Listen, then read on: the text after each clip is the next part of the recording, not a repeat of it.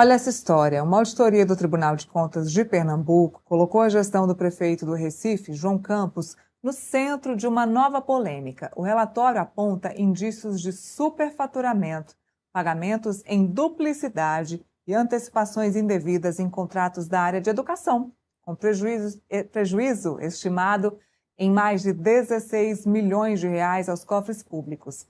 Vamos entender melhor essa história com o colunista do Portal Metrópolis, Tássio Lohan. Tássio, muito boa tarde. Obrigada pela participação conosco aqui no Contexto. Conta pra gente essa história envolvendo João Campos, a Prefeitura do Recife e esses contratos superfaturados na área da educação. Exatamente, Neila, boa tarde, tudo bem?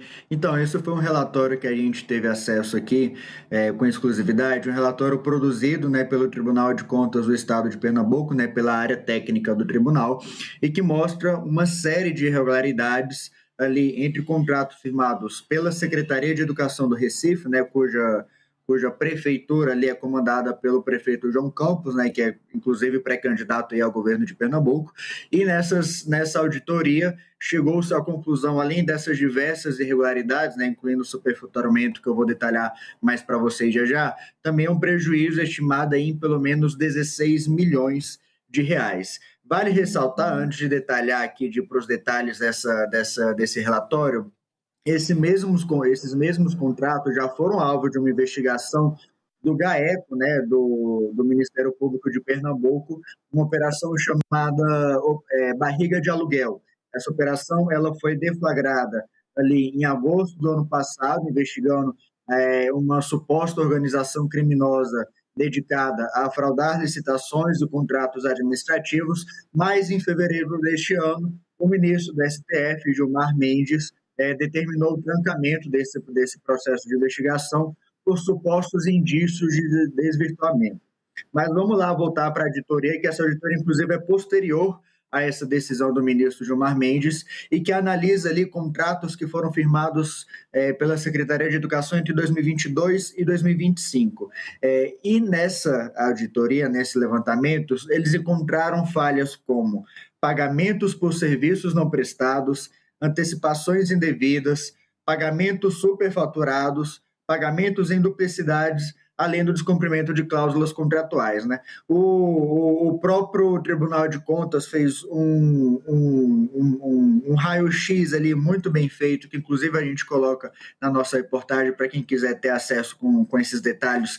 Eles fizeram um mapa ali mostrando o que de irregularidade eles encontraram, né? E além dessas que eu já citei, tem duas que me chamam a atenção, que é o que eles chamaram de usinas fantasmas, né? Ou seja, serviços que foram pagos, mas nenhuma placa solar, né, que era o objeto desses contratos, tinha sido instalado nas escolas municipais, ou seja, eles pagaram por algo que não foi instalado e que eles chamaram, inclusive, de usinas fantasmas, né? E também tem outro detalhe também, que é algumas desses painéis já tinham risco de desabamento, né?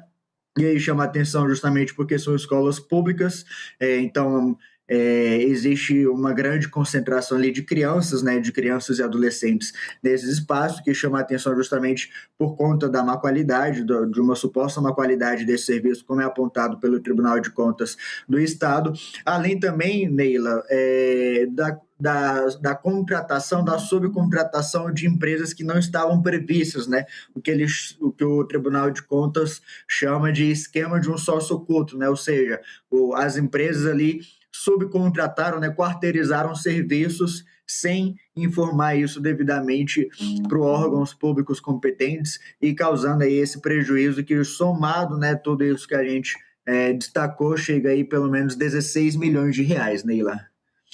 Interessante, você falou sobre obras e que essas placas solares elas podiam desmoronar, desabar, é isso mesmo? Em escolas?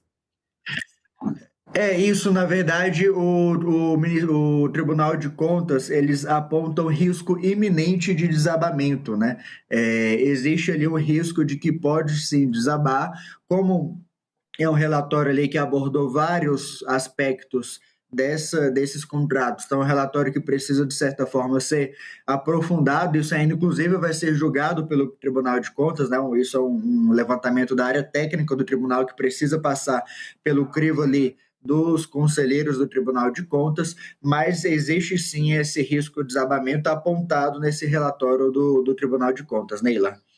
E a Prefeitura ou o João Campos chegaram a falar sobre o assunto, a responder a coluna de vocês?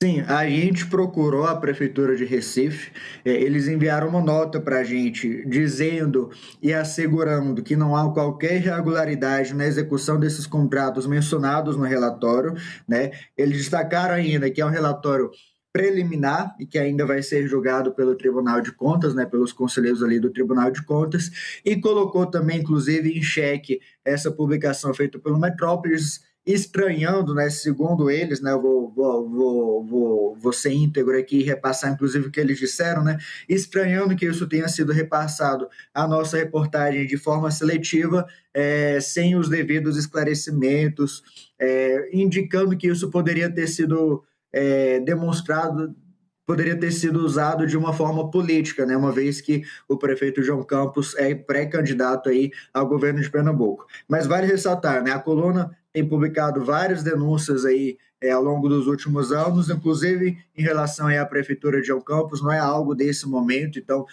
no ano passado, 2024, todo ano a gente publica investigações relacionadas à prefeitura de Recife, assim como outros governos, outras prefeituras, né? Então, não é algo da nossa parte de forma seletiva, como alega a gestão João Campos, mas foi essa a resposta que eles quiseram dar e eu faço aqui questão também de ressaltar nessa nossa conversa. Neila.